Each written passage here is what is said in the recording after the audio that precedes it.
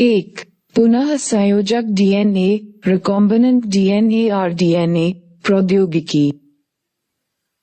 1.1 rDNA प्रौद्योगिकी का परिचय। पुनः संयोजक डीएनए एक कृत्रिम रूप से निर्मित डीएनए स्ट्रैंड है जो 2 या 2 से अधिक जीन अनुक्रमों के संयोजन से बनता है। आरडीएनए तकनीक में इच्छुक डीएनए खंडों में हेरफेर और अलग करने के लिए एंजाइमों और विभिन्न प्रयोगशाला तकनीकों का उपयोग करना शामिल है। इस विधि का उपयोग विभिन्न प्रजातियों के डीएनए को संयोजित या विभाजित करने या नए कार्यों के साथ जीन बनाने के लिए किया जा सकता है।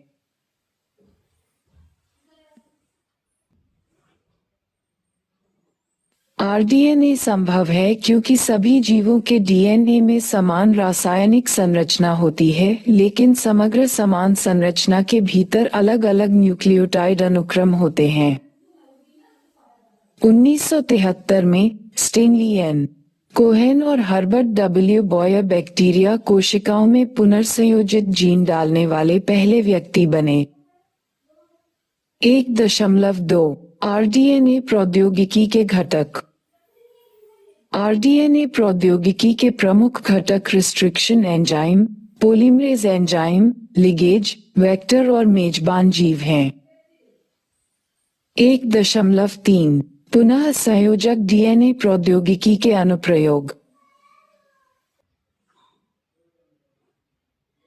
दवा, जेनेटिक इंजीनियरिंग का उपयोग इंसुलिन, मानव विकास हार्मोन, फोलिस्टिम, बांझपन के इलाज के लिए, मानव एल्ब्यूमिन, मोनोक्लोनल एंटीबॉडी, एंटीहीमोफिलिक कारक, टीके और कई अन्य दवाओं के बड़े पैमाने पर उत्पादन के लिए किया गया है। अनुसंधान कुछ जीनों के कार्यों की खोज के लिए जीवों को आनुवंशिक रूप से इंजीनियर किया जाता है। औद्योगिक अनुप्रयोग, इसमें बैक्टीरिया या यीस्ट जैसे सूक्ष्मजीवों को बदलना शामिल है। किण्वन का उपयोग करके बायोरिएक्टर में रूपांतरित जीव को विकसित करके, फिर प्रोटीन को शुद्ध करके बड़ी मात्रा में प्रोटीन का उत्पादन किया जा सकता है। कृषि आनुवंशिक रूप से संशोधित फसलों या आनुवंशिक रूप से संशोधित जीवों को बनाने के लिए आनुवंशिक इंजीनियरिंग का उपयोग कृषि में भी किया जाता है। ऐसी फसलें विकसित की गई हैं जिनमें ऐसे जीन हों जो उन्हें जैविक और अजैविक तनाव झेलने में सक्षम बनाएंगे। कई वांछनीय गुणों वाली फसलें भी विकसित की गई हैं, जैसे गोल्डन राइस, फ्लेविसेवर टमाटर आदि। पर्यावरण जीवों को अपशिष्ट पदार्थों के जैवनिम्नीकरण में मदद करने के लिए जाना जाता है। हालांकि प्लास्टिक जैसी कुछ सामग्रियां ऐसी भी हैं जिन्हें उनके द्वारा नष्ट नहीं किया जा सकता है। ऐसे कारणों में मदद करने के लिए आनुवंशिक अनुसंधान ने संशोधित सूक्ष्मजीवों का उत्पादन किया है जो न केवल ऐसा करने की क्षमता रखते हैं, बल्कि त्वरित प्रक्रिया के कारण अधिक कुशल भी हैं। इनका उपयोग उन स्थितियों में किया जाता है जो पृथ्वी ग्रह को गंभीर क्षति पहुंचा सकती हैं, जैसे तेल रिसाव। 2. Transgenic bacteria. 2.1 ट्रांसजेनिक बैक्टीरिया क्या हैं? ट्रांसजेनिक बैक्टीरिया वे बैक्टीरिया होते हैं जिनमें अन्य प्रजातियों के जीन होते हैं। वे आनुवंशिक रूप से संशोधित सूक्ष्मजीव, जेनेटिकली मॉडिफाइड माइक्रोऑर्गेनिजम्स (जीएमओएस) हैं जिन्हें जीनोम की इंजीनियरिंग के माध्यम से विकसित किया गया है। ट्रांसजेनिक बैक्टीरिया का व्यापक रूप से कृषि, चिकित्सा और जैव प्रौद्योगिकी के साथ-साथ विटामिन, एंजाइम, एंटीबायोटिक्स और हार्मोन जैसे खाद्य योजकों का उत्पादन करने के लिए उपयोग किया जाता है। 1973 में वैज्ञानिकों हर्बर्ट बॉयर और स्टेनली कोहेन ने पहला आनुवंशिक रूप से इंजीनियर जीव बनाया, ई. कोली बैक्टीरिया, जिसमें एंटीबायोटिक टेट्रासाइक्लिन के प्रतिरोध के लिए जीन स्थानांतरित किया गया था।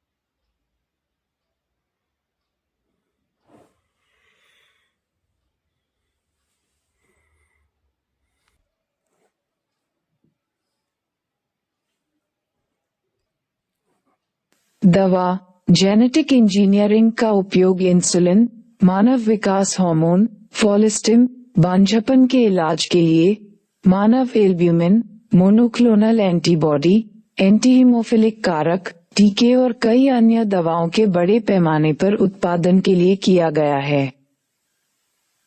अनुसंधान कुछ जीनों के कार्यों की खोज के लिए जीवों को आनुवंशिक रूप से इंजीनियर किया जाता है। औद्योगिक अनुप्रयोग, इसमें बैक्टीरिया या यीस्ट जैसे सूक्ष्मजीवों को बदलना शामिल है। किण्वन का उपयोग करके बायोरिएक्टर में रूपांतरित जीव को विकसित करके फिर प्रोटीन को शुद्ध करके बड़ी मात्रा में प्रोटीन का उत्पादन किया जा सकता है। कृषि आनुवंशिक रूप से संशोधित फसलों या आनुवंशिक रूप से संशोधित जीवों को बनाने के लिए आनुवंशिक इंजीनियरिंग का उपयोग कृषि में भी किया जाता है। ऐसी फसलें विकसित की गई हैं जिनमें ऐसे जीन हों जो उन्हें जैविक और अजैविक तनाव झेलने में सक्षम बनाएंगे। कई वांछनीय गुणों वाली फसलें भी विकसित की गई हैं जैसे गोल्डन राइस, फ्लेविसेवर टमाटर आदि। पर्यावरण जीवों को अपशिष्ट पदार्थों के जैवनिम्नीकरण में मदद करने के लिए जाना जाता है। हालांकि प्लास्टिक जैसी कुछ सामग्रियां ऐसी भी हैं जिन्हें उनके द्वारा नष्ट नहीं किया जा सकता है। ऐसे कारणों में मदद करने के लिए आनुवंशिक अनुसंधान ने संशोधित सूक्ष्मजीवों का उत्पादन किया है जो न केवल ऐसा करने की क्षमता रखते हैं बल्कि त्वरित प्रक्रिया के कारण अधिक कुशल भी हैं। इनका उपयोग उन स्थितियों में किया जाता है जो पृथ्वी ग्रह को गंभीर क्षति पहुंचा सकती हैं, जैसे तेल रिसाव। 2. Transgenic bacteria. 2.1 ट्रांसजेनिक बैक्टीरिया क्या है? ट्रांसजेनिक बैक्टीरिया वे बैक्टीरिया होते हैं जिनमें अन्य प्रजातियों के जीन होते हैं। वे आनुवंशिक रूप से संशोधित सूक्ष्मजीव, जेनेटिकली मॉडिफाइड माइक्रोऑर्गेनिजम्स (GMOs) हैं जिन्हें जीनोम की इंजीनियरिंग के माध्यम से विकसित किया गया है। ट्रांसजेनिक बैक्टीरिया का व्यापक रूप से कृषि, चिकित्सा और जैव प्रौद्योगिकी के साथ साथ विटामिन, एंजाइम, एंटीबायोटिक्स और हार्मोन जैसे खाद्य योजकों का उत्पादन करने के लिए उपयोग किया जाता है। 1973 में वैज्ञानिकों हर्बर्ट बॉयर और स्टेनली कोहेन ने पहला आनुवंशिक रूप से इंजीनियर जीव बनाया, ई कोली बैक्टीरिया, जिसमें एंटीबायोटिक टेट्रासाइक्लिन के प्रतिरोध के लिए जीन स्थानांतरित किया गया था। 2.2 ट्रांसजेनिक बैक्टीरिया बनाने की प्रक्रिया। एक बैक्टीरियल प्लास्मिड लें। प्रतिबंध एंजाइम का उपयोग करके रुचि के जीन के हिस्से को काट दें। बैक्टीरिया प्लास्मिड को काटने के लिए उसी प्रतिबंध एंजाइम का उपयोग किया जाता है। प्लास्मिड में डीएनए के वांछित हिस्से को शामिल करने के लिए डीएनए लिगेज का उपयोग करें। सम्मिलित भाग को ट्रांसजीन कहा जाता है। ट्रांसजीन को वांछित जीव में पहुंचाने के लिए ऐसे वेक्टर का उपयोग करें जिसमें उच्च गुणन दर हो। ट्रांसजीन मेजबान कोशिका के भीतर प्रतिकृति बनाता है या मेजबान डीएनए में खुद को शामिल करता है और आवश्यक प्रोटीन संश्लेषण के उत्पादन का आदेश देता है। 2.3 ट्रांसजेनिक बैक्टीरिया का अनुप्रयोग। दवा। मधुमेह के इलाज के लिए मानव इंसुलिन का उत्पादन। 1983 से पहले इंसुलिन पशु संसाधनों के माध्यम से प्रदान किया जाता था जो मानव इंसुलिन के समान शुद्ध इंसुलिन ले जाता था। ये प्रक्रिया श्रमसाध्य, महंगी थी और इसके एलर्जी जैसे दुष्प्रभाव भी थे। ट्रांसजेनिक बैक्टीरिया का उपयोग करके उत्पादित अन्य दवाओं में शामिल हैं हीमोफीलिया के उपचार के लिए थक्के जमने वाले कारक, बौनेपन के विभिन्न रूपों के इलाज के लिए मानव विकास हार्मोन, कुछ कैंसर के इलाज के लिए इंटरफेरॉन, अनीमिया रोगियों के लिए एरिथ्रोपोएटिन, और ऊतक प्लास्मिनोजन एक्टिवेटर जो रक्त के थक्कों को घोलता है। पर्यावरण बायोटेमीडिएशन के लिए, जहां बैक्टीरिया का उपयोग प्रदूषकों को कम विषाक्त रूप में परिवर्तित करने के लिए किया जाता है। अयस्क से तांबा निकालने, पारा प्रदूषण को साफ करने और पीने के पानी में आर्सेनिक का पता लगाने के लिए ट्रांसजेनिक बैक्टीरिया भी विकसित किए गए हैं। इनका उपयोग उद्योगों में बायोफिल्टर के रूप में किया जाता है और इनका उपयोग कोयले को जलाने से पहले उसमें से सल्फर को हटाया जा सकता है। कच्चे तेल के हाइड्रोकार्बन को पचाकर तेल रिसाव की सफाई के लिए। कृषि फसल उत्पादन बढ़ाना या फसलों को उनके मूल निवास स्थान से बाहर उगाने में मदद करना। बैसिलस थुरिजिएंसिस बीटी और अन्य बैक्टीरिया के उपयोग से फसलों को कीड़ों के संक्रमण और पौधों की बीमारियों से बचाने में मदद मिल सकती है। कीटनाशकों के कम उपयोग के माध्यम से पर्यावरण संरक्षण को बढ़ाना। लोगों के लिए पोषण में सुधार करना। कम लागत और नए उत्पाद अवसरों के माध्यम से कृषि लाभप्रदता बढ़ाएं। बर्फ बनने से रोकने के लिए पौधों पर एंटी फ्रीजिंग बैक्टीरिया का छिड़काव किया जाता है। शाकनाशी का ट्रांसजेनिक फसल के पौधों पर कोई प्रभाव नहीं पड़ेगा और केवल खरपतवार ही नष्ट होंगे। फसलों को उच्चतर आत्मजीवन प्राप्त करने में मदद करना। खुदाई निम्न श्रेणी के स्रोतों से तांबा, यूरेनियम और सोना निकालना। धातुओं की बायोलीचिंग क्षमताओं में सुधार करना। उद्योग औद्योगिक उपयोग के लिए बड़ी मात्रा में प्रोटीन का उत्पादन करने के लिए आनुवंशिक रूप से संशोधित बैक्टीरिया का उपयोग किया जाता है। खाना आनुवंशिक रूप से संशोधित जीवाणुओं से बने खाद्य उत्पादों में अल्फा एमाइलेज शामिल है, जो स्टार्च को सरल शर्करा में परिवर्तित करता है, काइमोसिन, जो पनीर बनाने के लिए दूध प्रोटीन का थक्का बनाता है, और पैक्टिन एस्ट्रेज, जो फलों के रस की स्पष्टता में सुधार करता है। 2.4 नैतिक मुद्दे और चिंताएं। सुरक्षा संबंधी चिंताएं। ट्रांसजेनिक बैक्टीरिया की अनुकूलन क्षमता के बारे में बहुत कम जानकारी है। प्राकृतिक बनाम अप्राकृतिक जेनेटिक इंजीनियरिंग ऐसे संशोधनों का कारण बनती है जो प्रकृति में स्वाभाविक रूप से संभव नहीं है। विदेशी जीन अभिव्यक्ति के माध्यम से किसी जीव की प्राकृतिक स्थिति को बदलने के अज्ञात परिणाम होते हैं। वैधता नए वैज्ञानिक ज्ञान से जुड़े परिणामों को निर्धारित करना असंभव है जो ग्रह के लिए हानिकारक हो सकते हैं। स्वास्थ्य जोखिम मनुष्यों के लिए संभावित स्वास्थ्य जोखिमों में आनुवंशिक रूप से संशोधित खाद्य पदार्थों में नए एलर्जी के संपर्क की संभावना, साथ ही आंत वनस्पतियों में एंटीबायोटिक प्रतिरोधी जीन का स्थानांतरण शामिल है। पेटेंट सार्वजनिक सेवाओं, उदाहरण के लिए भोजन और दवा स्रोतों के रूप में के लिए जीवित जीवों के संशोधन उपयोग ने इसके लिए दिए गए पेटेंट के साथ भी समस्याएं पैदा की हैं।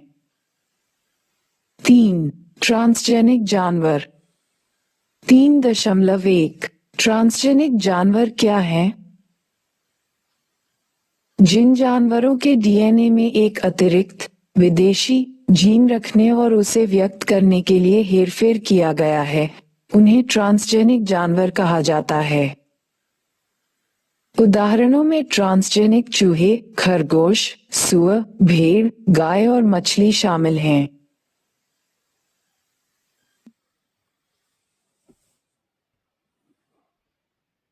तीन दशमलव 2 ट्रांसजेनिक जानवर बनाने की प्रक्रिया। ट्रांसजेनिक जानवरों के उत्पादन के लिए सबसे आम तरीका डीएनए माइक्रोइंजेक्शन द्वारा जीन स्थानांतरण है, जिसमें निम्नलिखित चरण शामिल हैं। वांछित ट्रांसजीन वाले डीएनए की पहचान की जाती है और उसे पशु मेजबान में डालने से पहले क्लोन किया जाता है। मेजबान जानवरों को सुपर ओव्यूलेट करने के लिए प्रेरित किया जाता है और उनके अंडे एकत्र किए जाते हैं। अंडों को एक प्रयोगशाला डिश में निषेचित किया जाता है। एक महीन, खोखली सुई का उपयोग करके ट्रांसजीन युक्त डीएनए का एक घोल निषेचित अंडे के नर प्रोन्यूक्लियस में इंजेक्ट किया जाता है, इससे पहले कि यह महिला प्रोन्यूक्लियस के साथ जुड़ जाए। ट्रांसजेनिक भ्रूण को सेल कल्चर में उगाया जाता है और फिर सरोगेट मां के गर्भाशय में प्रत्यारोपित किया जाता है, जहां वे अपना विकास पूरा करते हैं। कुछ शिशु जानवरों के गुणसूत्रों में ट्रांसजीन स्थिर रूप से एकीकृत होगा। दूसरों में प्रक्रिया विफल हो जाती है और ट्रांसजीन नष्ट हो जाता है। जिन लोगों ने ट्रांसजीन प्राप्त किया और इसे स्थिर रूप से बनाए रखा, उन्हें संस्थापक जानवर कहा जाता है। 3.3 ट्रांसजेनिक जानवरों के अनुप्रयोग। कृषि में ट्रांसजेनिक पशु। पशुधन उत्पादन में ट्रांसजेनेसिस के व्यवहारिक अनुप्रयोगों में शामिल हैं उन्नत प्रजनन क्षमता और प्रजनन प्रदर्शन।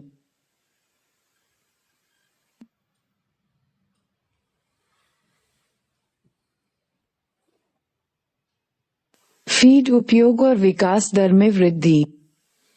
बेहतर शव रचना, दूध उत्पादन और संरचना में सुधार और बाल या रेशे का संशोधन। वेक्टरों का नियंत्रण। ब्रिटिश कंपनी ऑक्सीटेक ने आनुवंशिक रूप से संशोधित नर मच्छर बनाए हैं जिनमें आत्म सीमित जीन होता है। जब उन्हें जंगल में छोड़ा जाता है और वे मच्छर मादाओं के साथ संभोग करते हैं तो उनकी संतान वयस्कता तक नहीं पहुंचती है, इसलिए वे जीका वायरस के प्रसार में योगदान नहीं देते हैं। अन्य शोधकर्ता मलेरिया के प्रसार को रोकने के लिए आनुवंशिक संशोधन का उपयोग करने पर विचार कर रहे हैं। मानव स्वास्थ्य। ट्रांसजेनिक जानवर मानव रोग के उपचार और रोकथाम के लिए नए प्रतिस्थापन प्रोटीन, दवाओं, टीकों और ऊतकों का उत्पादन करके मानव स्वास्थ्य में सुधार कर सकते हैं। उन्नत पोषण।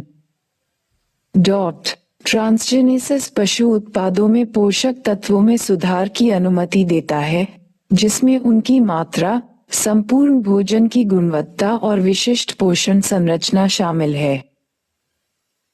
उदाहरण के लिए, मनुष्यों द्वारा खाई जाने वाली मछली में ओमेगा-3 फैटी एसिड को बढ़ाने से कोरोनरी हृदय रोग की घटना कम हो सकती है। आणविक खेती।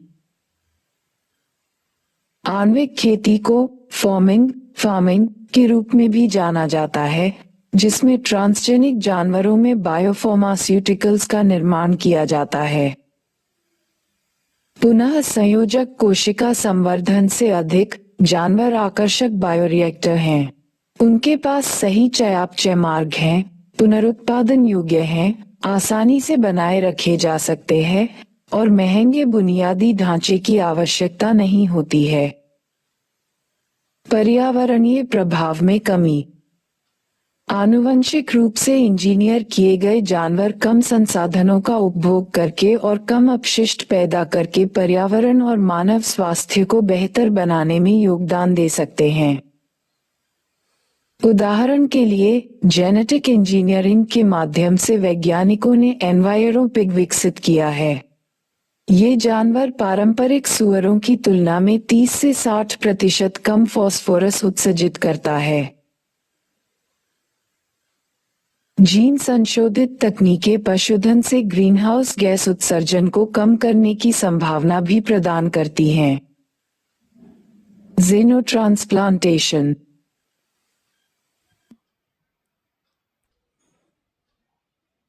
आनुवंशिक संशोधन के एक चिकित्सा अनुप्रयोग का उद्देश्य जेनोट्रांसप्लांटेशन के लिए पशु अंगों की उपयुक्तता में सुधार करना है। उदाहरण के लिए सुअरों में प्रत्यारोपण योग्य मानव अंगों को विकसित करने की संभावना। खाद्य उत्पादन और गुणवत्ता बढ़ाना।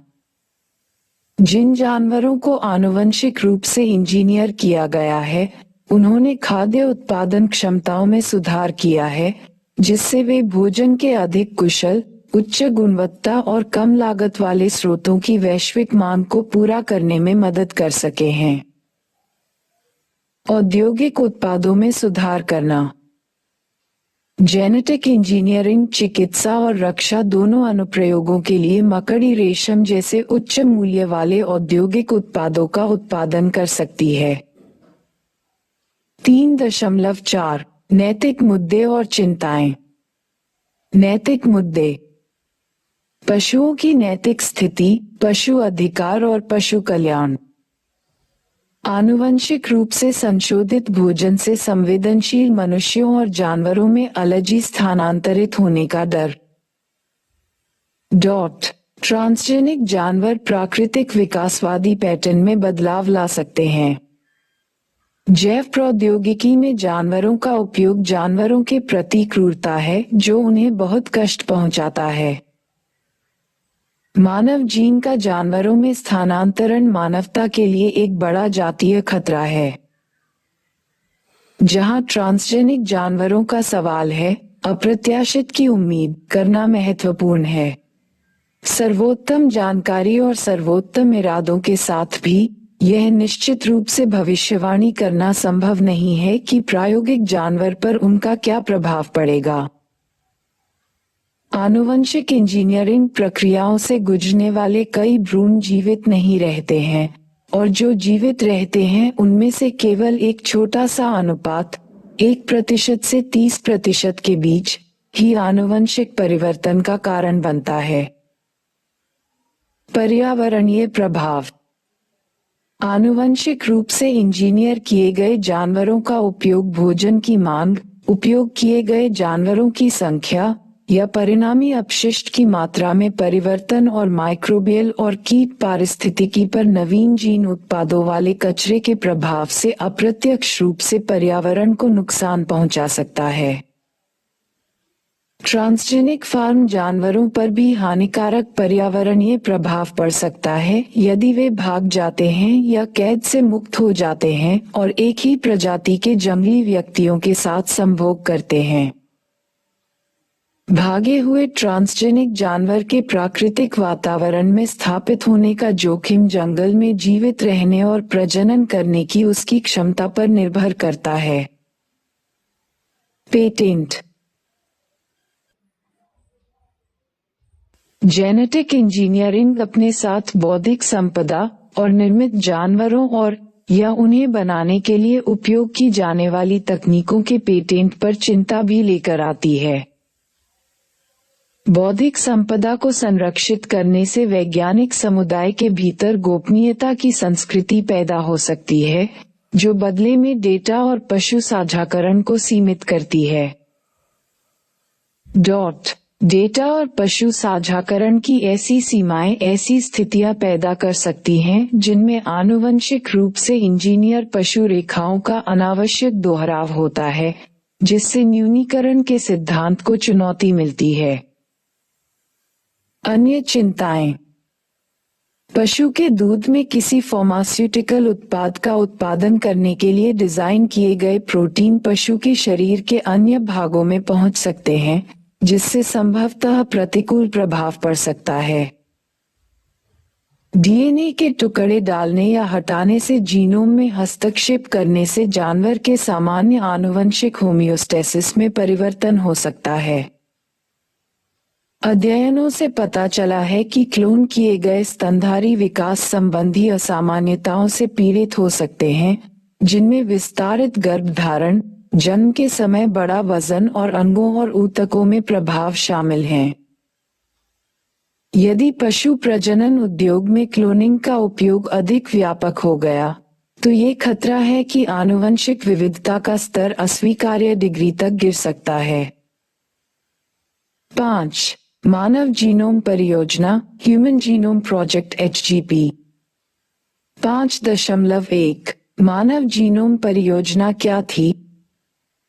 मानव जीनोम परियोजना एक बड़ा, सुव्यवस्थित और अत्यधिक सहयोगात्मक अंतर्राष्ट्रीय प्रयास था जिसने मानव जीनोम और कई अतिरिक्त अच्छी तरह से अध्ययन किए गए जीवों का पहला अनुक्रम तैयार किया।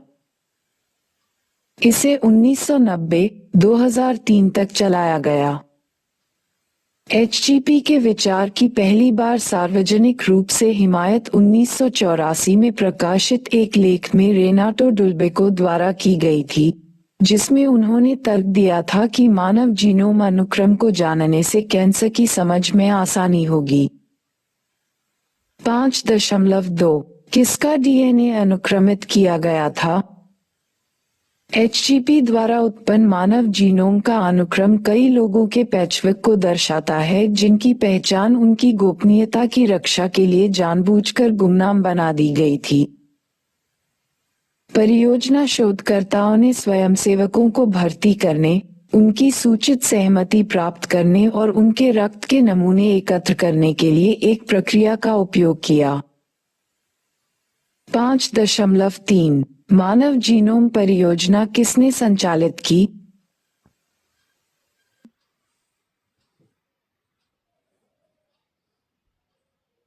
एचजीपी हजारों शोधकर्ताओं के एक अंतर्राष्ट्रीय संघ की भागीदारी के साथ पूरा किया गया है। संयुक्त राज्य अमेरिका में शोधकर्ताओं को ऊर्जा विभाग और राष्ट्रीय स्वास्थ्य संस्थान द्वारा वित्त पोषित किया गया था, जिसने 1988 में मानव जीनोम अनुसंधान के लिए कार्यालय बनाया। 1997 में इसका नाम बदलकर राष्ट्रीय मानव जीनोम अनुसंधान संस्थान कर दिया गया। मानव जीनोम के अनुक्रमण में संयुक्त राज्य America, United kingdom, France, Germany, Japan और चीन के 20 अलग-अलग विश्वविद्यालयों और अनुसंधान केंद्रों के शोधकर्ता शामिल थे। इन देशों में समूहों को अंतर्राष्ट्रीय मानव जीनोम अनुक्रमण संघ के रूप में जाना जाने लगा। 5.4 मानव जीनोम परियोजना का महत्व। एचजीपी ने संदर्भ मानव जीनोम अनुक्रम को समझने के लिए अपने एकीकृत बड़े विज्ञान दृष्टिकोण के माध्यम से जीव विज्ञान को बदल दिया है। इसने डेटा शेयरिंग और ओपन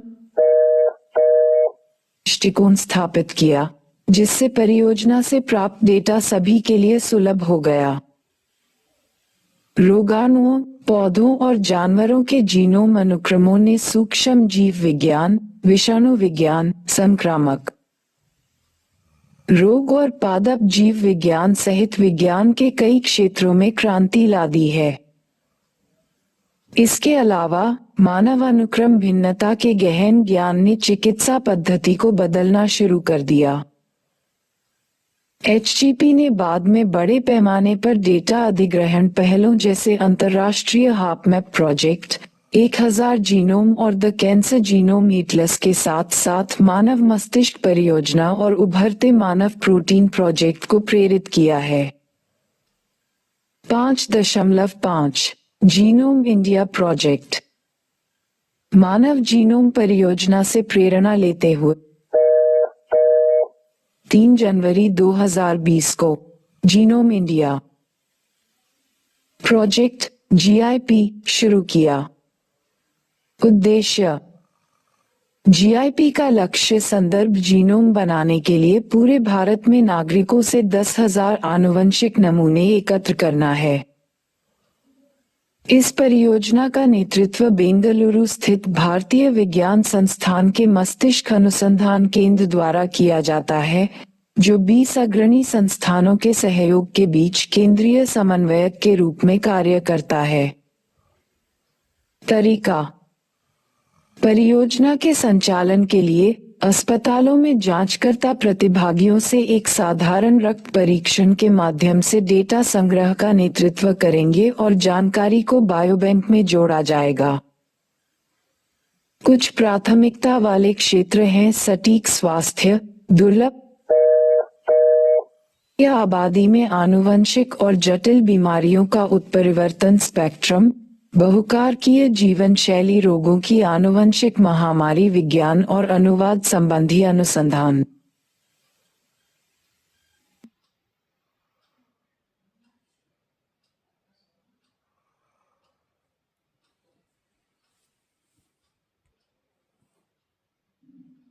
महत्व। ये पहल जीन थेरेपी और सटीक चिकित्सा में भारत की प्रगति और उभरती अगली पीढ़ी की दवा की दिशा में इसके आंदोलन को दर्शाती है, जो अधिक अनुकूलन, सुरक्षा और पहले से पता लगाने की संभावनाएं पैदा। ये पहल पृथ्वी पर व्यक्तियों के एक बहुत बड़े समूह के लिए व्यक्तिगत स्वास्थ्य देखभाल की नींव रखने में मदद करेगी।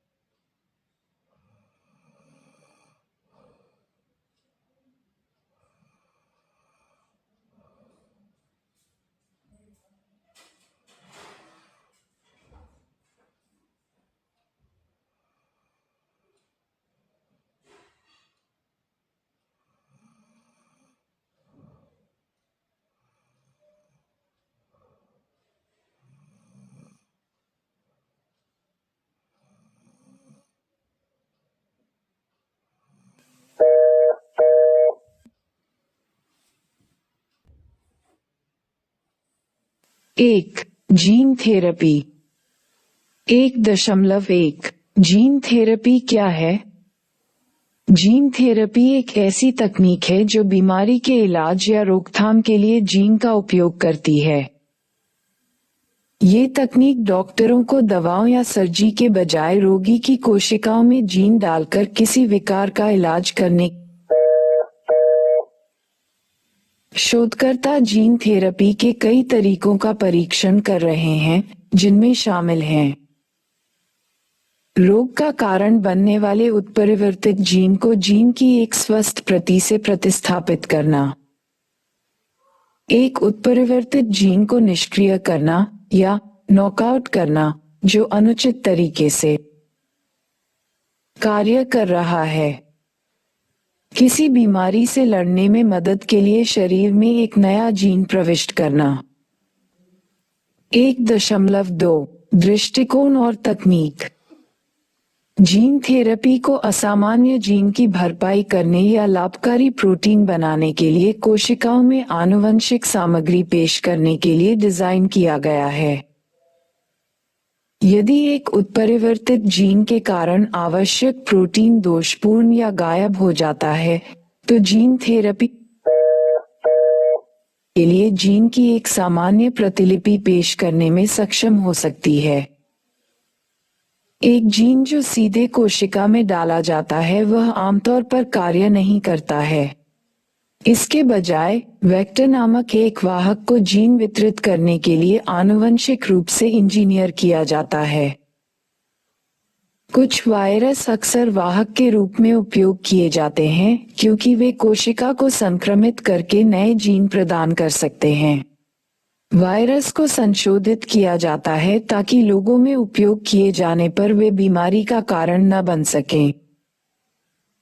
कुछ प्रकार के वायरस जैसे रेट्रोवायरस अपनी आनुवंशिक सामग्री नए जीन सहित को मानव कोशिका में एक गुणसूत्र में एकीकृत करते हैं। वेक्टर को शरीर में एक विशिष्ट ऊतक में सीधे अंतःशिरा में इंजेक्ट है, जहां इसे व्यक्तिगत कोशिकाओं द्वारा ग्रहण किया जाता है। वैकल्पिक रूप से रोगी की कोशिकाओं का एक नमूना निकाला जा सकता है और प्रयोगशाला सेटिंग में वेक्टर के संपर्क में लाया जा सकता है। फिर वेक्टर युक्त कोशिकाएं रोगी में वापस भेज दी जाती हैं। यदि उपचार सफल होता है, तो वेक्टर द्वारा दिया गया नया जीन एक कार्यशील प्रोटीन बनाएगा। हाल के वर्षों में जीन स्थानांतरण के गैर वायरल तरीकों का भी पता लगाया गया है। गैर वायरल जीन थेरेपी के तरीकों में इलेक्ट्रोपोरेशन, जीन गन, सोनोपोरेशन, मैग्नेटोफेक्शन, ओलिगोन्यूक्लियोटाइड्स, लिपोप्लेक्स, डेंड्रमस और अकार्बनिक नैनोकणों का उपयोग शामिल है।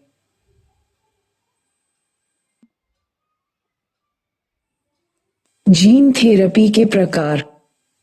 एक थेरापीटिक जीन द्वारा संशोधित कोशिकाओं के प्रकार पर निर्भर है। Somatic cell gene therapy. इस प्रकार में आनुवंशिक परिवर्तन सोमेटिक कोशिकाओं की ओर निर्देशित होते हैं। चूंकि ये कोशिकाएं गैर प्रजननशील होती हैं, इसलिए इसका प्रभाव भविष्य की पीढ़ियों तक नहीं जाता है, जिससे ये सुरक्षित हो जाता है। इसका नुकसान सोमेटिक सेल थेरेपी के प्रभाव की अल्प अवधि है, क्योंकि अधिकांश ऊतक नए ऊतकों द्वारा प्रतिस्थापित कर दिए जाते हैं। Germ cell gene therapy. ये जीन थेरेपी का प्रकार है जहां रोगाणु कोशिकाएं यानी या तो शुक्राणु या अंडाणु को चिकित्सीय जीन के साथ पेश किया जाता है, जिससे ऐसे परिवर्तन होते हैं जो विरासत में मिलते हैं, यानी जीन में परिवर्तन भविष्य की पीढ़ियों को प्रभावित कर सकते हैं। बी लक्ष्य सेल तक वेक्टर पहुंचाने की तकनीक के आधार पर x Vivo gene therapy. X Vivo gene therapy वह है जहां दोषपूर्ण कोशिकाओं को शरीर से बाहर निकाला जाता है और चिकित्सीय जीन के साथ लक्षित किया जाता है। एक बार सफलतापूर्वक संशोधित होने के बाद उन्हें एक्स विवो में संवर्धित किया जाता है और वापस मेजबान में स्थानांतरित कर दिया जाता है, जहां अब संशोधित जीन प्रतिकृति बनाता है। In vivo gene therapy. इस पद्धति में एक वेक्टर जो चिकित्सीय जीन को ले जाने में सक्षम है, का उपयोग मेजबान कोशिकाओं को सामान्य जीन के साथ इंजेक्ट करने के लिए किया जाता है। दोषपूर्ण जीन में लाए गए परिवर्तन का प्रकार है। जीन प्रतिस्थापन। जीन प्रतिस्थापन का अर्थ है दोषपूर्ण जीन को संशोधित जीन से बदलना। Gene addition therapy. जीन संयोजन का अर्थ है जीनोम में जीन की सामान्य या कार्यात्मक प्रतिलिपि जोड़कर कोशिका के सामान्य कार्य की बहाली। इस अवधारणा का उपयोग मुख्य रूप से कैंसर पर विभिन्न जीन थेरेपी से संबंधित अनुसंधान में किया जाता है। 1.4 सफलता और बाधाएं। लोगों में जीन थेरेपी के नैदानिक परीक्षणों ने कुछ बीमारियों के इलाज में कुछ सफलता दिखाई है, जैसे गंभीर संयुक्त प्रतिरक्षा की कमी, हीमोफीलिया, रेटिनाइटिस पिगमेंटोसा के कारण होने वाला अंधापन, लेकेमिया।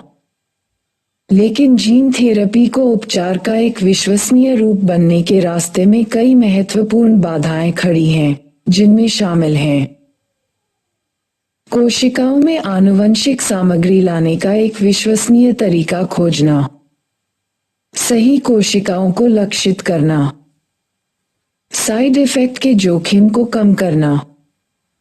1.5 भारत में जीन थेरेपी।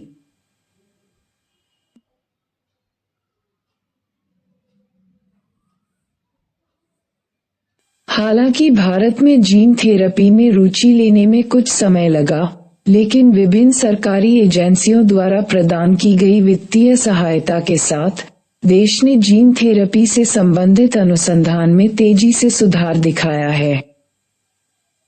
जीन थेरेपी प्रयोगशालाओं वाले प्रमुख एशियाई देशों में भारत तीसरे स्थान पर है। मुख्य उद्देश्य जीन थेरेपी अनुसंधान के लिए नए संस्थानों को विकसित करना, मौजूदा संस्थानों को मजबूत करना है जिनके पास इस क्षेत्र में अच्छी विशेषज्ञता है, ताकि देश में आनुवंशिक विकारों के बोझ को कम करने के लिए आणविक आनुवंशिकी में काम शुरू किया जा सके। भारत में जीन थेरेपी से संबंधित अनुसंधान का अग्रणी advance centre for treatment Research and Education for Cancer, Advanced Center for Treatment, Research and Education for Cancer ACTREC है, जहां सिंथेटिक वेक्टर का उपयोग करके सिर और गर्दन के कैंसर के लिए जीन थेरेपी पर सक्रिय कार्य किया जा रहा है। 1.5.1 भारत में जीन थेरेपी के लिए दिशा निर्देश। भारतीय चिकित्सा अनुसंधान परिषद ने दिसंबर 2019 में जैव प्रौद्योगिकी विभाग और केंद्रीय औषधि मानक नियंत्रण संगठन सहित विशेषज्ञों और सरकारी एजेंसियों के परामर्श से जीन थेरेपी उत्पाद विकास और नैदानिक परीक्षणों के लिए राष्ट्रीय दिशा निर्देश जारी किए। दस्तावेज का उद्देश्य ये सुनिश्चित करना है कि जीन थेरेपी को भारत में पेश किया जा सके और जीन थेरेपी के लिए नैदानिक परीक्षण नैतिक, वैज्ञानिक और सुरक्षित तरीके से किए जा सकें। दिशा निर्देशों की मुख्य विशेषताएं। राष्ट्रीय दिशा निर्देश बताते हैं कि जीन थेरेपी और जीटीपी में क्या शामिल है। जीन थेरेपी उत्पाद, जीन थेरेपी प्रोडक्ट्स जीटीपी को किसी भी इकाई के रूप में परिभाषित किया गया है जिसमें रोगियों को चिकित्सीय लाभ के लिए विभिन्न माध्यमों से वितरित किया जाने वाला न्यूक्लिक एसिड घटक शामिल है।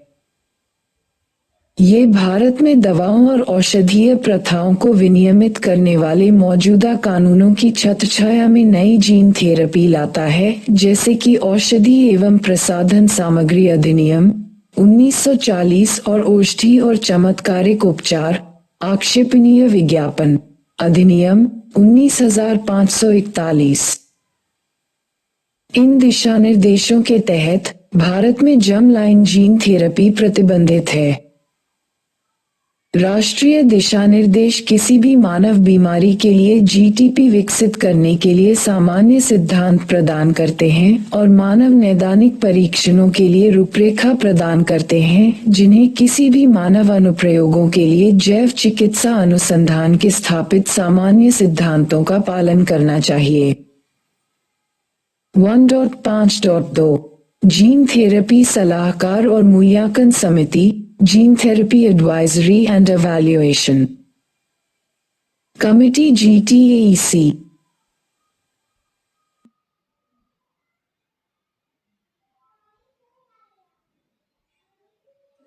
जीन थेरेपी सलाहकार और मूल्यांकन समिति जैव चिकित्सा अनुसंधान, संबंधित सरकारी एजेंसियों और अन्य हितधारकों के विभिन्न क्षेत्रों का प्रतिनिधित्व करने वाले विशेषज्ञों का एक स्वतंत्र निकाय है। इसे भारत में जीन थेरेपी अनुसंधान के क्षेत्र में गतिविधियों की देखरेख के लिए स्वास्थ्य अनुसंधान विभाग, स्वास्थ्य और परिवार कल्याण मंत्रालय द्वारा गठित और अधिसूचित किया गया था। GTAEC के कार्य।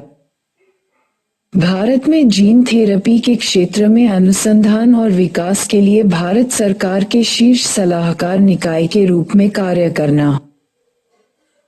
जीन थेरेपी उत्पादों के प्री-इंड, खोजी नई दवा इन्वेस्टिगेशनल न्यू ड्रग और इंड अनुप्रयोगों की व्यापक समीक्षा करना।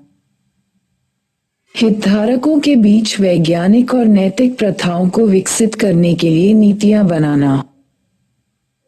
जीन थेरेपी के क्षेत्र में बुनियादी और नैदानिक अनुसंधान और प्रगति में शामिल मुद्दों पर चर्चा के लिए एक मंच प्रदान करना।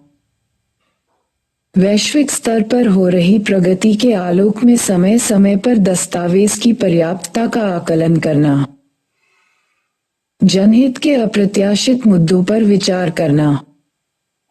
1.6 माइटोकॉन्ड्रियल दान उपचार, mitochondrial donation treatment MDT। Mitochondrial रोग क्या है? माइटोकॉन्ड्रिया मूल रूप से कोशिकाओं के पावरहाउस हैं। वे ऊर्जा उत्पन्न करते हैं और इस प्रकार मानव शरीर में कोशिका कार्य के लिए भी जिम्मेदार होते हैं। शरीर में कुछ ऐसे दोष उत्पन्न हो सकते हैं जो माइटोकॉन्ड्रिया द्वारा कोशिकाओं के लिए ऊर्जा पैदा करने के तरीके, विशेष रूप से मस्तिष्क, तंत्रिकाओं, मांसपेशियों, गुर्दे, हृदय, यकृत के ऊर्जा भूखे ऊतकों में को प्रभावित कर सकते हैं और इस प्रकार कोशिका कार्य को प्रभावित कर सकते हैं। ऐसे माइटोकॉन्ड्रियल उत्परिवर्तन से उत्पन्न होने वाली बीमारियों को माइटोकॉन्ड्रियल रोग कहा जाता है। जब माइटोकॉन्ड्रिया खराब हो जाता है और पर्याप्त ऊर्जा का उत्पादन नहीं करता है, तो यह अंगों के कार्य करने के तरीके को प्रभावित करता है, जिससे पूरे शरीर में लक्षणों की एक विस्तृत श्रृंखला बन जाती है, जिसमें मस्तिष्क क्षति, अंग विफलता और मांसपेशियों की क्षय शामिल है। नोट: माइटोकॉन्ड्रियल रोग केवल मां से ही प्रसारित होते हैं। वैज्ञानिक प्रक्रिया: एक उन्नत इन विट्रो फर्टिलाइजेशन के माध्यम से बच्चे के जैविक पिता के शुक्राणु का उपयोग जैविक मां, जिसे माइटोकॉन्ड्रियल बीमारी है, और तीसरी, स्पष्ट माइटोकॉन्ड्रिया वाली महिला दाता के अंडों को अलग से निषेचित करने के लिए किया जाता है। फिर दाता के अंडे से परमाणु आनुवंशिक सामग्री को हटा दिया जाता है और जैविक माता पिता की आनुवंशिक सामग्री से बदल दिया जाता है।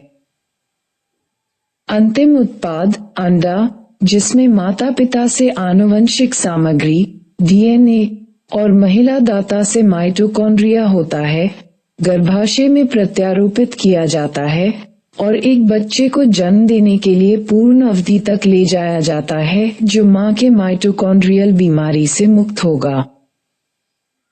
इस प्रक्रिया को माइटोकॉन्ड्रियल डोनेशन ट्रीटमेंट कहा जाता है। प्रक्रिया के दुष्प्रभाव: कभी कभी यह संभव है कि त्रुटियों के साथ मात्र माइटोकॉन्ड्रिया की थोड़ी मात्रा प्रक्रिया के दौरान पारित हो सकती है। काफी हद तक मददगार होते हुए भी ये प्रक्रिया इन न्यूनतम जोखिमों से रहित नहीं है।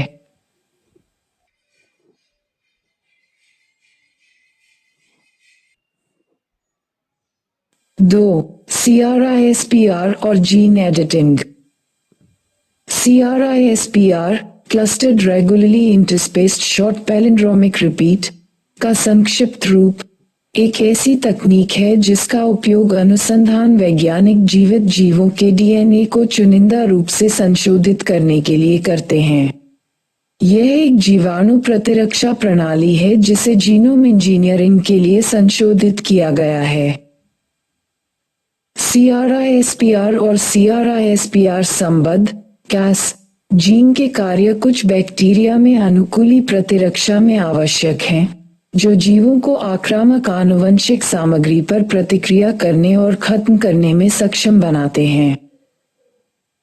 इन पुनरावृत्तियों की खोज सबसे पहले 1987 में इशिनो द्वारा ई कोली में की गई थी, लेकिन उनके कार्य की पुष्टि 2007 में बेटरांगो और सहकर्मियों द्वारा की गई थी। CRISPR Cas9 आनुवंशिकीविदों और चिकित्सा शोधकर्ताओं को डीएनए अनुक्रम के अनुभागों को हटाकर, जोड़कर या परिवर्तित करके जीनोम के कुछ हिस्सों को संपादित करने में सक्षम बनाता है। यह वर्तमान में आनुवंशिक हेरफेर की सबसे सरल, सबसे बहुमुखी और सटीक विधि है। 2.1 कार्यतंत्र। CRISPR में 2 घटक होते हैं, एक गाइड RNA gRNA और एक गैर विशिष्ट CRISPR संबद्ध एंडोन्यूक्लियस Cas9। Cas9 आणविक कैंची की एक जोड़ी के रूप में कार्य करता है जो जीनोम में एक विशिष्ट स्थान पर डीएनए के 2 स्ट्रैंड को काट सकता है ताकि डीएनए के बिट्स को जोड़ा या हटाया जा सके।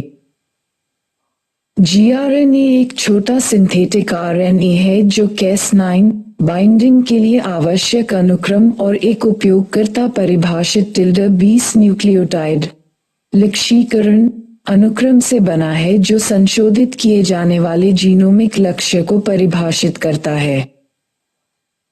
इस प्रकार कोई व्यक्ति केवल gRNA में मौजूद लक्ष्यीकरण अनुक्रम को बदलकर Cas9 के जीनोमिक लक्ष्य को बदल सकता है।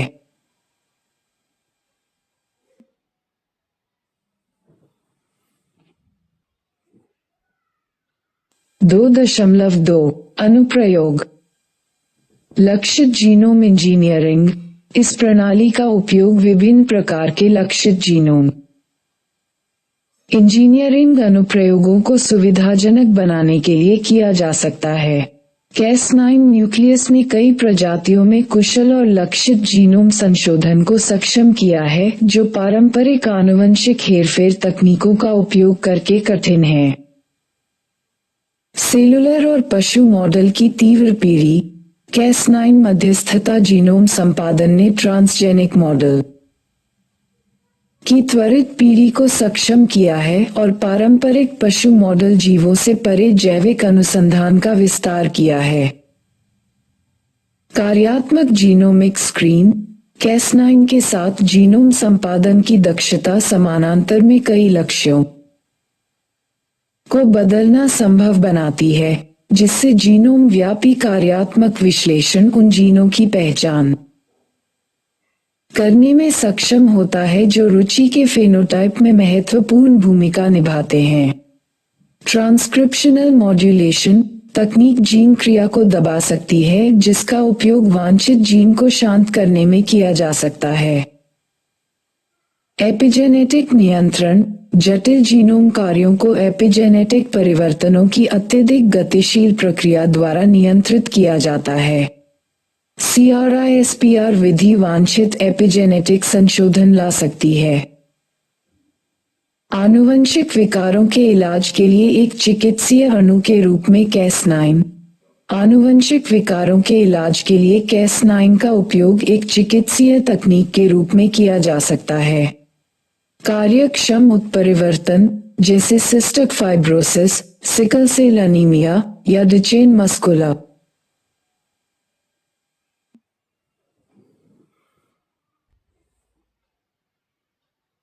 डिस्ट्रोफी के नुकसान के कारण एक मोनोजेनिक अप्रभावी विकार के लिए Cas9 का उपयोग प्रेरक उत्परिवर्तन को ठीक करने के लिए किया जा सकता है। 2.3 डिजाइनर शिशुओं की संभावना। डिजाइनर बेबी एक ऐसा शब्द है जो आनुवंशिक रूप से इंजीनियर किए गए बच्चे के उत्पाद को संदर्भित करता है। इन शिशुओं को गर्भ में रहते हुए ही अधिक वांछित स्वास्थ्य, कुछ बीमारियों से मुक्त होना, रूप, कौशल या प्रतिभा प्राप्त करने के लिए डिजाइन, निर्धारित, परिवर्तित किया जाता है। ये कैसे किया जा सकता है? चिकित्सा और नैदानिक आनुवांशिकी में pre implantation genetic diagnosis (PGD या PIGD), जिसे भ्रूण स्क्रीनिंग के रूप में भी जाना जाता है, उन प्रक्रियाओं को संदर्भित करता है जो आरोपण से पहले भ्रूण पर की जाती हैं, कभी-कभी निषेचन से पहले ओसाइट्स पर भी। जब किसी विशिष्ट आनुवांशिक बीमारी या बीमारी होने के जोखिम की जांच के लिए इसका उपयोग किया जाता है, तो इसका मुख्य लाभ ये है कि यह विधि इस बात की अत्यधिक संभावना बनाती है कि बच्चा विचाराधीन बीमारी से मुक्त हो जाएगा। इस चरण के बाद अंडे या युग्मनज में आनुवंशिक हेरफेर किया जा सकता है। यहाँ मानक पुनः संयोजक DNA प्रौद्योगिकी लागू की जाती है। इसके बाद एक बार फिर जेनेटिक स्क्रीनिंग की जाती है। यदि वांछित आनुवंशिक लक्षण सफलतापूर्वक पेश किए गए हैं, तो युग्मनज या उससे उत्पन्न होने वाले प्रारंभिक भ्रूण को आरोपण के लिए अनुमोदित किया जा सकता है। प्रत्यारोपण सामान्य या सरोगेट मां में किया जा सकता है। सामान्य गर्भधारण के बाद वांछित गुणों वाला एक डिजाइनर बच्चा पैदा होता है। 3. क्लोनिंग। 3.1 क्लोनिंग क्या है? क्लोनिंग शब्द कई अलग अलग प्रक्रियाओं का वर्णन करता है जिनका उपयोग किसी जैविक इकाई की आनुवंशिक रूप से समान प्रतियां तैयार करने के लिए किया जा सकता है। प्रतिलिपि की गई सामग्री, जिसमें मूल के समान आनुवंशिक संरचना होती है, को क्लोन कहा जाता है। 3.2 क्लोनिंग की आवश्यकता। रोग के क्लोनिंग पशु मॉडल। पशु मॉडल को आनुवंशिक रूप से उनके जीन में रोग पैदा करने वाले उत्परिवर्तन ले जाने के लिए इंजीनियर किया जाता है। क्लोनिंग से ट्रांसजेनिक पशु मॉडल बनाने के लिए आवश्यक समय को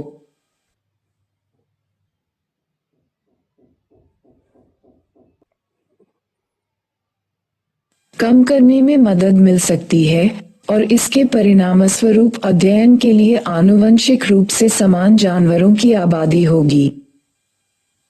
अनुसंधान के लिए क्लोनिंग स्टेम सेल एक व्यक्ति से दूसरे व्यक्ति में स्थानांतरित स्टेम कोशिकाओं को विदेशी के रूप में देखा जाता है और वे आमतौर पर प्रतिरक्षा प्रतिक्रिया को ट्रिगर करते हैं। कुछ शोधकर्ता क्लोनिंग को स्टेम कोशिकाएं बनाने के एक तरीके के रूप में देख रहे हैं जो आनुवंशिक रूप से किसी व्यक्ति के समान है।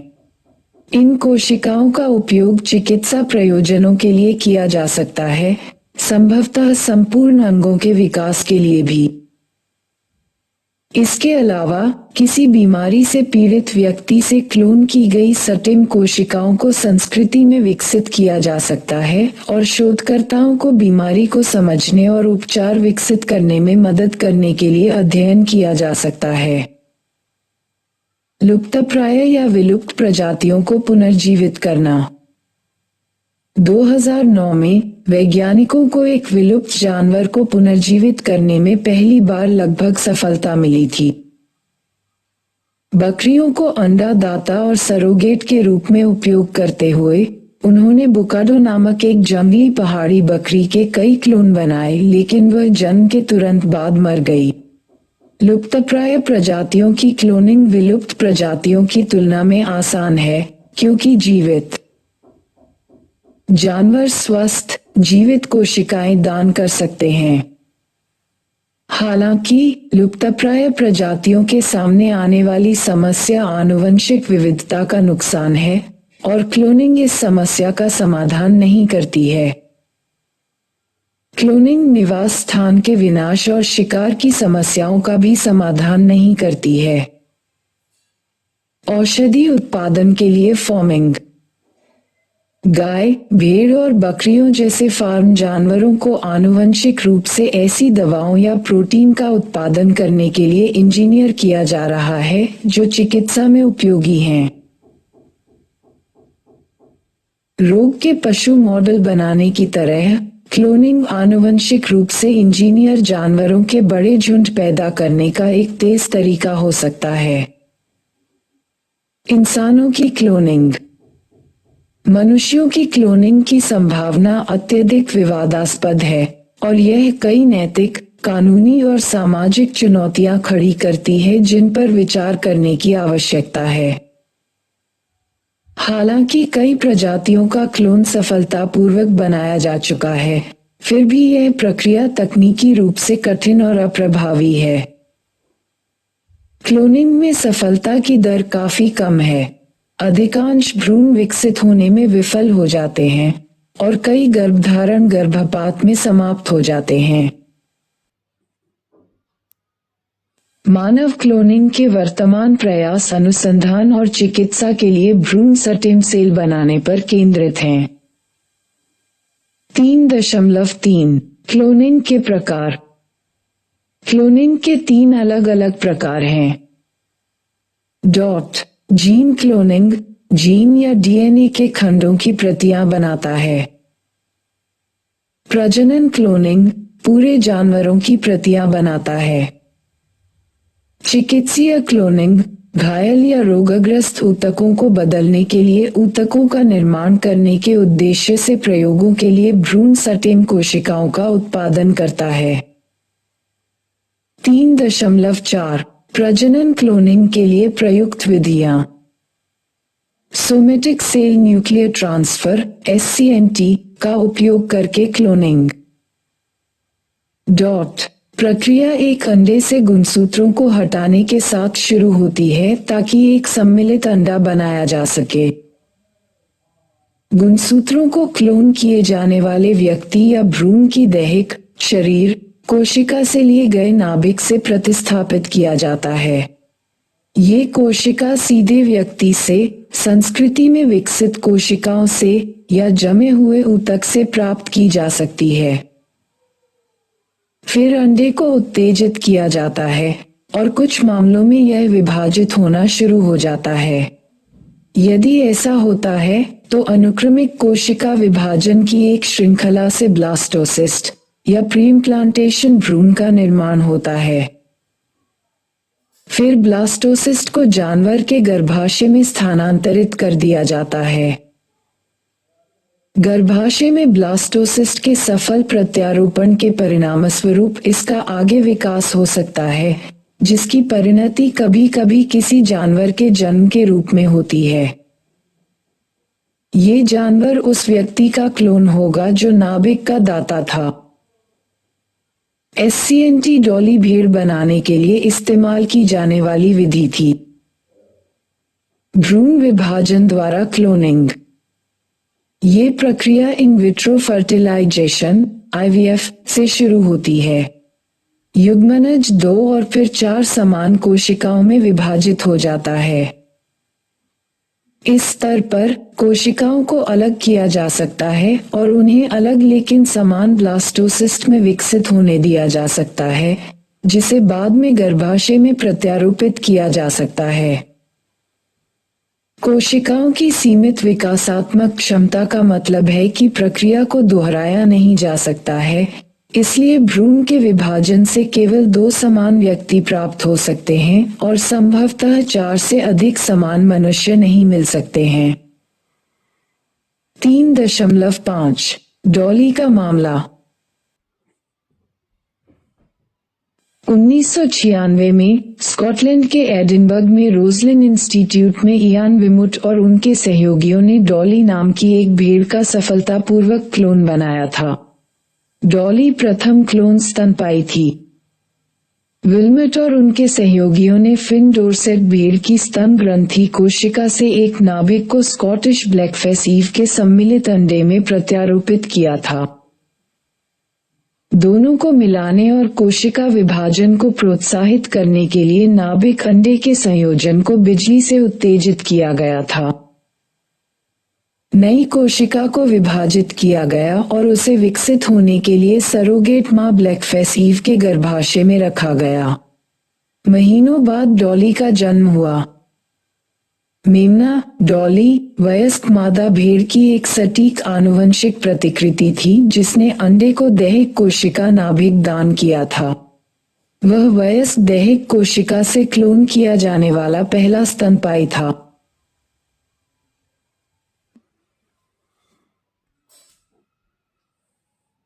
नोट: भारत के राष्ट्रीय डेयरी अनुसंधान संस्थान के वैज्ञानिकों ने 2009 में पहली क्लोन भैंस का उत्पादन किया। हालांकि कुछ दिनों बाद भैंस की मृत्यु हो गई। 3.6 क्लोनिंग के जोखिम। निम्न कारणों में से किसी एक के कारण उच्च विफलता दर। सम्मिलित अंडाणु और स्थानांतरित केंद्रक संगत नहीं हो सकते हैं। सरोगेट मां में भ्रूण का प्रत्यारोपण विफल हो सकता है। गर्भावस्था स्वयं विफल हो सकती है। बाद के विकास के दौरान समस्याएं। Large offspring syndrome. क्लोन किए गए जानवर जो जीवित रहते हैं वे जन्म के समय अपने प्राकृतिक समकक्षों की तुलना में बहुत बड़े होते हैं। इस स्थिति को लार्ज ऑफस्प्रिंग सिंड्रोम लॉस कहा जाता है। लॉस वाले क्लोन में असामान्य रूप से बड़े अंग होते हैं। इससे सांस लेने, रक्त प्रवाह और अन्य समस्याएं होने लगती हैं। टेलोमेयर अंतर। क्लोन किए गए जानवर प्राकृतिक रूप से पैदा हुए जानवरों की तुलना में टेलोमेयर की लंबाई में अंतर दिखाते हैं।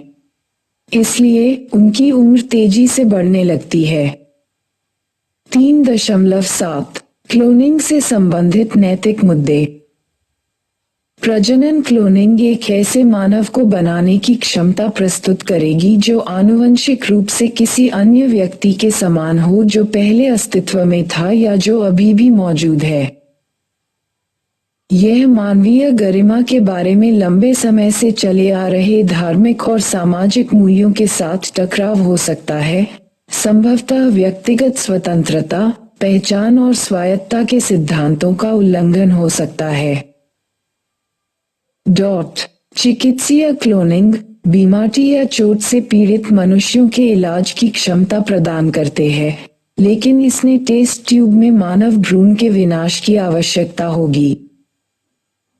विरोधियों का तर्क है कि भ्रूण स्टेम कोशिकाओं को इकट्ठा करने के लिए इस तकनीक का उपयोग करना गलत है, भले ही ऐसी कोशिकाओं का उपयोग बीमार या घायल लोगों को लाभ पहुंचाने के लिए किया जाता हो।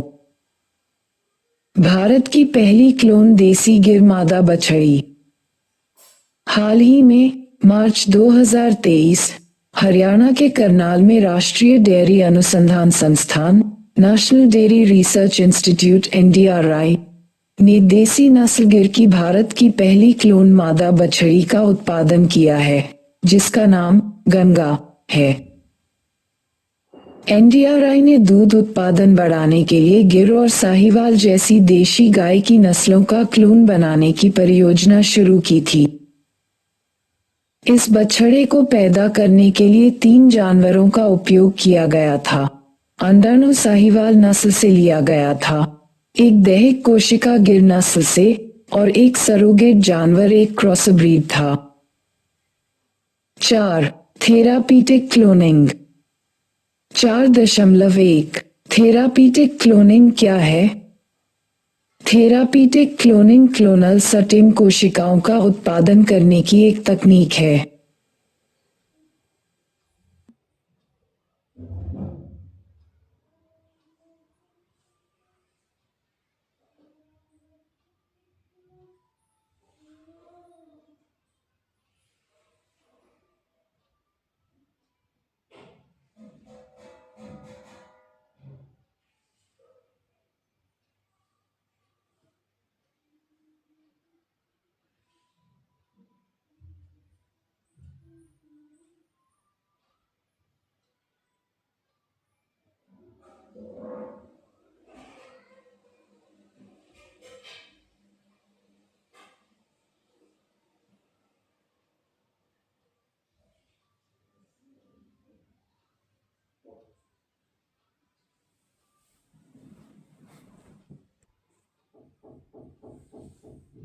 इस विधि में एक दैहिक कोशिका से अलग किए गए परमाणु सामग्री का स्थानांतरण एक सम्मिलित अंडाणु में किया जाता है। यह एक क्लोनल कोशिका का निर्माण करता है जहां से परमाणु दाता के समान जीनोम के साथ भ्रूण कोशिका रेखाएं तैयार की जा सकती हैं। इन भ्रूण कोशिकाओं को एकत्र किया जाता है और स्टेम सेल आधारित उपचारों के लिए उपयोग किया जाता है। जबकि प्रजनन क्लोनिंग का लक्ष्य एक व्यक्ति का निर्माण है, चिकित्सीय क्लोनिंग का उद्देश्य भ्रूण से पृथक रोगी विशिष्ट कोशिका रेखाएं उत्पन्न करना है जो गर्भाशय में स्थानांतरण के लिए अभिप्रेत नहीं है। चिकित्सीय क्लोनिंग पुनःयोजी और प्रजनन चिकित्सा और जीन थेरेपी में जीन डिलीवरी के लिए एक वेक्टर के रूप में महान वादे पेश करती है।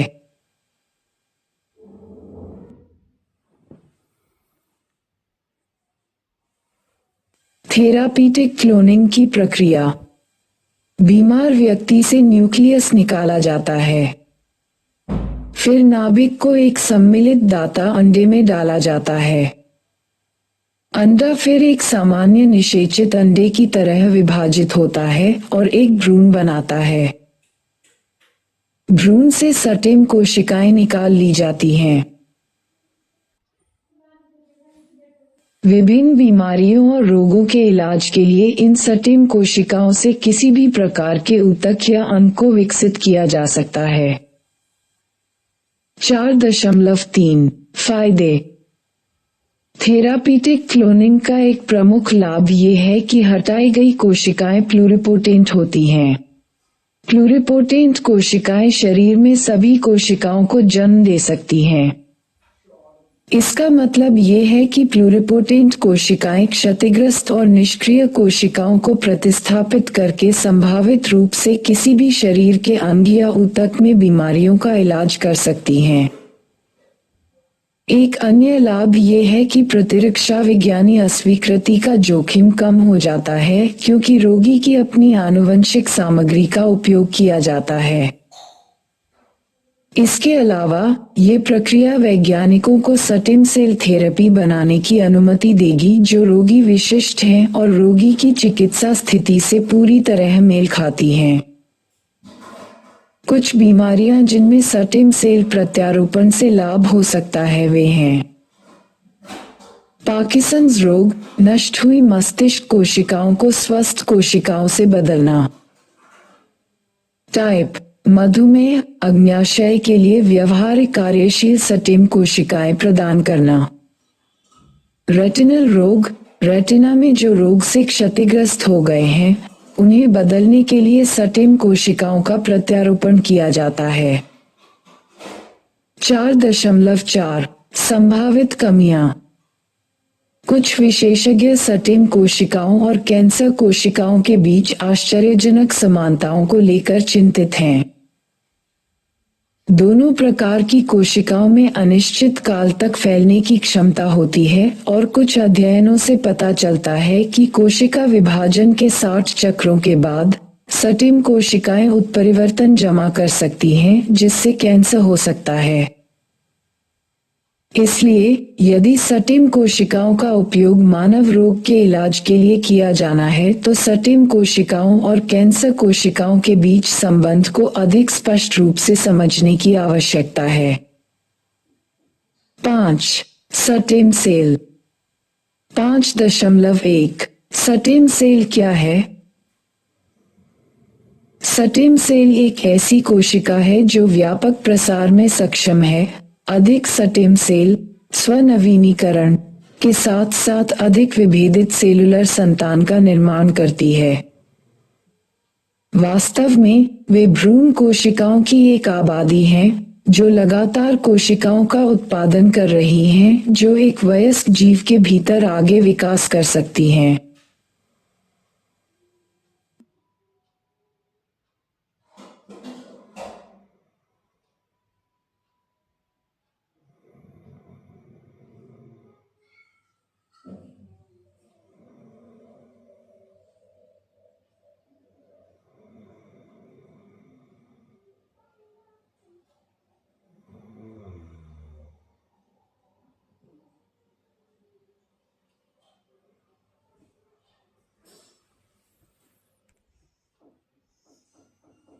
विभिन्न बीमारियों और रोगों के इलाज के लिए इन स्टेम कोशिकाओं से किसी भी प्रकार के ऊतक या अंग को विकसित किया जा सकता है।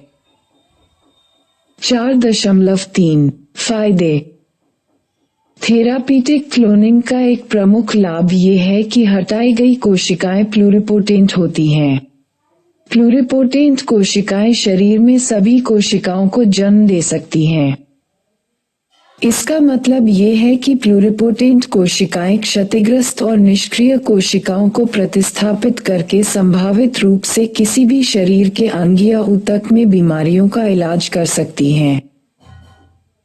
एक अन्य लाभ ये है कि प्रतिरक्षा विज्ञानी अस्वीकृति का जोखिम कम हो जाता है क्योंकि रोगी की अपनी आनुवंशिक सामग्री का उपयोग किया जाता है।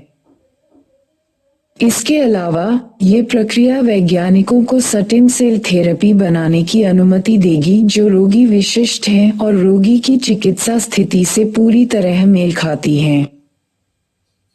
कुछ बीमारियां जिनमें स्टेम सेल प्रत्यारोपण से लाभ हो सकता है वे हैं पार्किंसंस रोग, नष्ट हुई मस्तिष्क कोशिकाओं को स्वस्थ कोशिकाओं से बदलना, टाइप मधुमेह, अग्न्याशय के लिए व्यवहारिक कार्यशील स्टेम कोशिकाएं प्रदान करना, रेटिनल रोग, रेटिना में जो रोग से क्षतिग्रस्त हो गए हैं उन्हें बदलने के लिए स्टेम कोशिकाओं का प्रत्यारोपण किया जाता है। 4.4 संभावित कमियां। कुछ विशेषज्ञ सटिम कोशिकाओं और कैंसर कोशिकाओं के बीच आश्चर्यजनक समानताओं को लेकर चिंतित हैं। दोनों प्रकार की कोशिकाओं में अनिश्चित काल तक फैलने की क्षमता होती है और कुछ अध्ययनों से पता चलता है कि कोशिका विभाजन के 60 चक्रों के बाद सटिम कोशिकाएं उत्परिवर्तन जमा कर सकती हैं, जिससे कैंसर हो सकता है।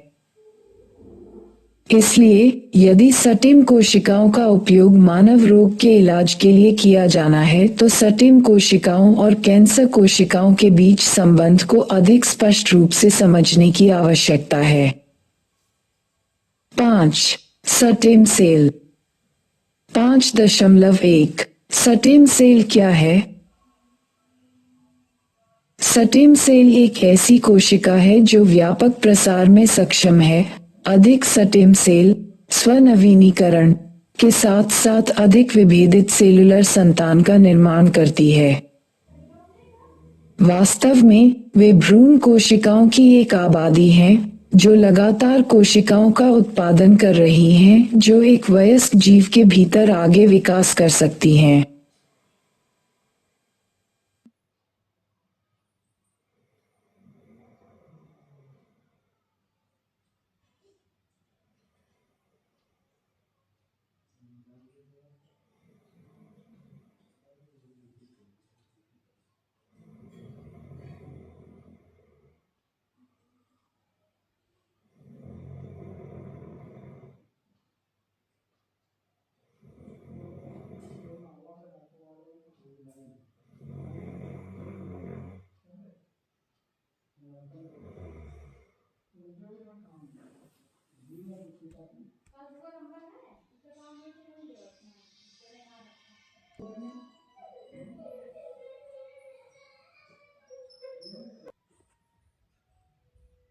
सटिम कोशिकाओं से प्राप्त कोशिकाओं का विकास विभेदित कोशिका प्रकारों को जन्म देता है। सटिम कोशिकाओं में 2 मूलभूत विशेषताएं होती हैं। स्वनवीकरण, अविभाजित अवस्था को बनाए रखते हुए कोशिका विभाजन के कई चक्रों से गुजरने की क्षमता। सामर्थ्य, विशिष्ट कोशिका प्रकारों में अंतर करने की क्षमता। 5.2 सटिम कोशिकाओं की मुख्य क्षमता प्रकार। सटिम सेल के प्रकार उनकी पोटेंसी के आधार पर जाने जाते हैं। पोटेंसी का अर्थ है सटिम सेल की विभेदीकरण क्षमता, विभिन्न प्रकार की कोशिकाओं में अंतर करने की क्षमता। निम्नलिखित प्रमुख प्रकार की सटिम कोशिकाओं का वर्णन किया गया है। टोटिपोटेंट सटिम कोशिकाएं भ्रूणीय और बाह्य भ्रूणीय कोशिका प्रकारों में अंतर कर सकती हैं। ऐसी कोशिकाएं एक पूर्ण, व्यवहार्य जीव का निर्माण कर सकती हैं।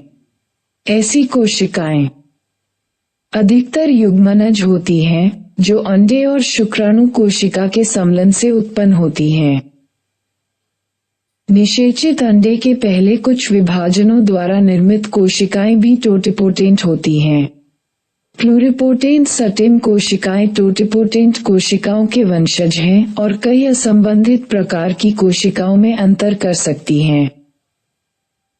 बहुशक्तिशाली सटिम कोशिकाएं कई कोशिकाओं में विभेदित हो सकती हैं, लेकिन केवल निकट संबंधी कोशिकाओं के परिवार की ही।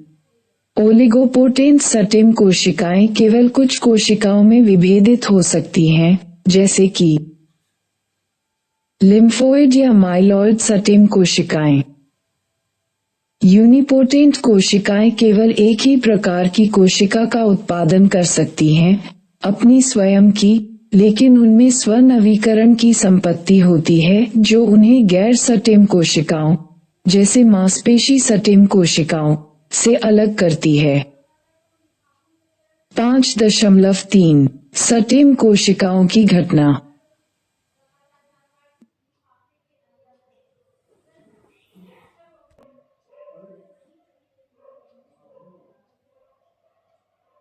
सटिम कोशिकाएं भ्रूण के साथ साथ वयस्क शरीर में भी पाई जाती हैं। सटिम कोशिकाओं के महत्वपूर्ण स्रोत इस प्रकार हैं। भ्रूण, भ्रूण सटिम कोशिकाएं ब्लास्टोसिस्ट के आंतरिक कोशिका द्रव्यमान से प्राप्त होती हैं। वे बहुशक्तिशाली हैं। भ्रूण सटिम कोशिकाएं मुख्य रूप से स्वचालित रूप से गर्भपात किए गए भ्रूण से प्राप्त रोगाणु कोशिकाओं से प्राप्त होती हैं। भ्रूण के मस्तिष्क में प्लूरिपोटेंट सटिम कोशिकाएं भी पाई जाती हैं। वयस्क शरीर मस्तिष्क और मांसपेशियों के ऊतकों सहित वयस्क शरीर के विभिन्न ऊतकों में सटिम कोशिकाएं भी कम संख्या में पाई जा सकती हैं। अन्य स्रोत सटिम कोशिकाएं अन्य स्रोतों से भी प्राप्त की जा सकती हैं। उदाहरण के लिए नवजात शिशु की गर्भनाल रक्त सटिम कोशिकाओं का एक स्रोत है। 5.4 Induced pluripotent stem cell, induced pluripotent stem cells IPS cell।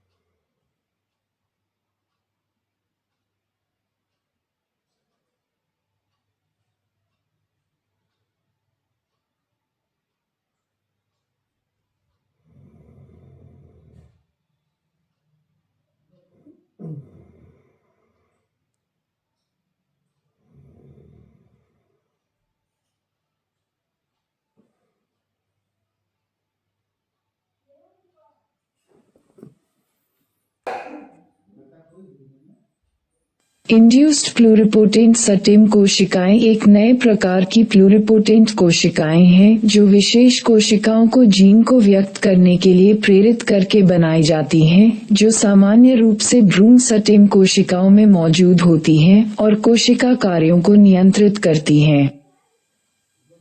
भ्रूण सटिम कोशिकाएं और इप्स कोशिकाएं कई विशेषताओं को साझा करती हैं, जिनमें सभी अंगों और ऊतकों की कोशिकाएं बनने की क्षमता भी शामिल है, लेकिन वे समान नहीं हैं। इप्स कोशिकाएं अनुसंधान के लिए रोगी और रोग विशिष्ट कोशिका रेखाएं बनाने की एक शक्तिशाली विधि है। ये वयस्क सटिम कोशिकाएं नहीं हैं, बल्कि प्लूरिपोटेंट क्षमताओं वाली पुनः प्रोग्राम की गई कोशिकाएं हैं। इप्स कोशिकाएं दवा के विकास और रोगों के मॉडलिंग के लिए उपयोगी उपकरण हैं और वैज्ञानिकों को प्रत्यारोपण चिकित्सा में उनका उपयोग करने की उम्मीद है। फिजियोलॉजी या मेडिसिन में नोबेल पुरस्कार 2012 संयुक्त रूप से जॉन बी.